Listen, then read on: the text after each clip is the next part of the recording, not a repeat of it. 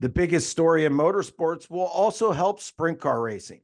We discuss it on this edition of the Sprint Car Unlimited 90 at 9. Before we get to it, don't forget to click that subscribe button for our YouTube channel and also check out our daily exclusive content at www.sprintcarunlimited.com.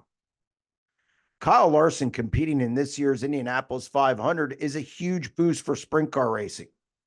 That might be painful for some dirt track fans to hear because it seems like some people in the grassroots community desperately want to be separated or sequestered from the asphalt levels.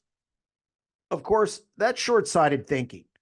Larson competing at Indy leads to exposure for sprint car racing and dirt track racing in general, which is never a bad thing when trying to get more eyes on the sport.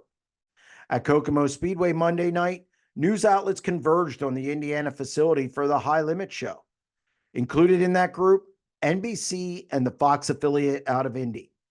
If not for Larson's quest at Indy, that never happens. In the days leading up to qualifying in the race, there are going to be plenty of stories highlighting Larson's first Indy 500 experience. When those stories are told, dirt track racing will be a fixture.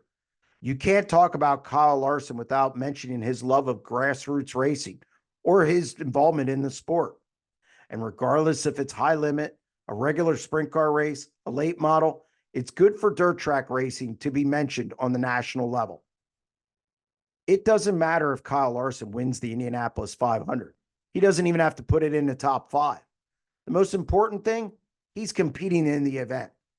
So if you're not a fan of Larson, that's fine. If you're not a fan of high limit, that's okay too. But for the purposes of moving sprint car racing forward, what Larson is doing at Indianapolis is both significant and should be applauded. That's going to wrap up this edition of the Sprint Car Unlimited 90 at 9, and we'll be back Friday. Stay tuned.